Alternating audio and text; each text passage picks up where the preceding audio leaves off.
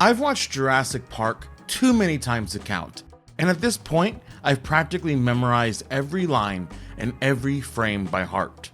But I recently watched it in a way that made the movie feel completely new, like watching it again for the first time. Dr. Grant?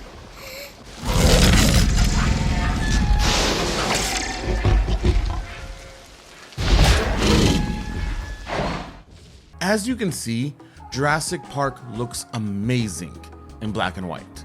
It feels more primitive, less like a 90s blockbuster and more like a classic monster movie. Especially the bigger set pieces, like when Ellie has to turn the park's power back on.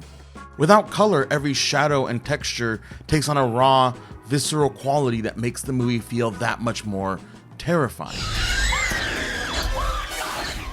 And I'm not the only one who is fascinated by how monochrome transforms movies with color. A year after Mad Max Fury Road hit theaters, director George Miller introduced a black and white edition, calling it the best version of the movie. And James Mangold released a black and white version of Logan after fans responded positively to behind-the-scenes pictures he shared online. And I thought our lighting and hue and all the characters looked fabulous in black and white. For a long time, studios have had an assumption that you guys need bright colors at all times to stay amused and loud sounds at all times to stay amused. And I don't think that's true.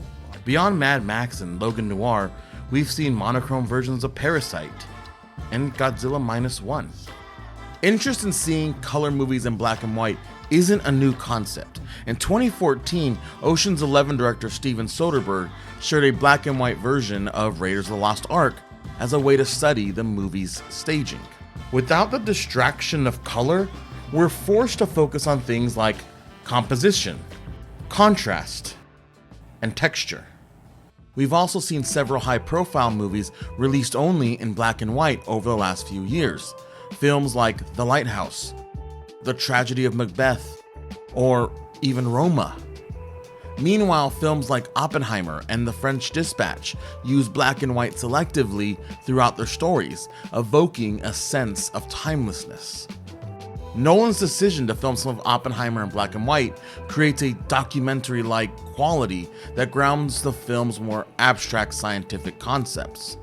In The Lighthouse, the hard black and white imagery creates an almost tactile sensation. You can practically feel the rough wooden surfaces and the spray of salt water. When we see images without color, we're subtly reminded that we're watching a film, not experiencing reality. Since most of us see the world in full color, black and white creates a gentle distance between viewer and image. This separation heightens our awareness of visual elements we might otherwise overlook, like a nuanced expression on an actor's face.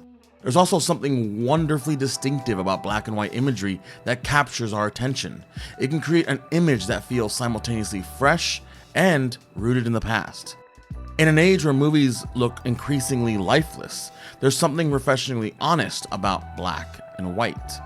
It strips movies back to their essential elements: light, shadow, movement, and plunges right through your gullet, and emotion. Perhaps that's why these monochrome versions feel so revelatory. They remind us of what makes movies magical in the first place. Now let's bring it back to Jurassic Park. In color, the T-Rex attack scene is a masterpiece of tension and spectacle. But in black and white, it becomes something else entirely.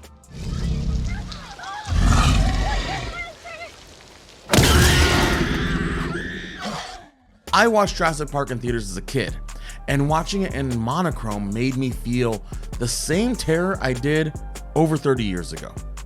The primal fear that Spielberg tapped into becomes even more pronounced when the film is made to look like a classic monster movie. Even mundane scenes without any dinosaurs look amazing. Jurassic Park isn't the only movie that looks good in monochrome. It works surprisingly well for movies you wouldn't expect. Home Alone has incredible contrast, and in black and white, it transforms into a horror thriller. Nacho Libre looks like a Fellini film with the color stripped away.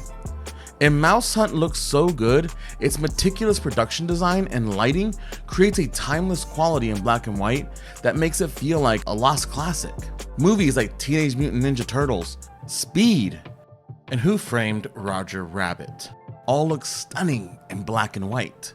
Each film reveals hidden depths and visual sophistication that might be overlooked in their colored versions.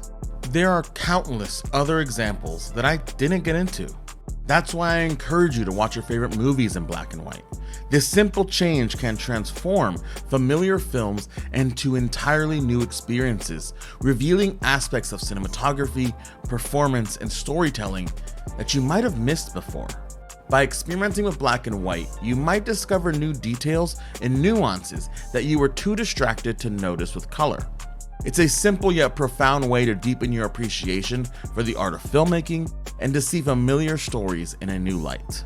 Films you've watched dozens of times can suddenly feel fresh and revelatory. What? But let me know in the comments, what's a movie you think would work really well in black and white? And let's talk about it. And don't forget to like and subscribe for more deep dives into the movies that we love.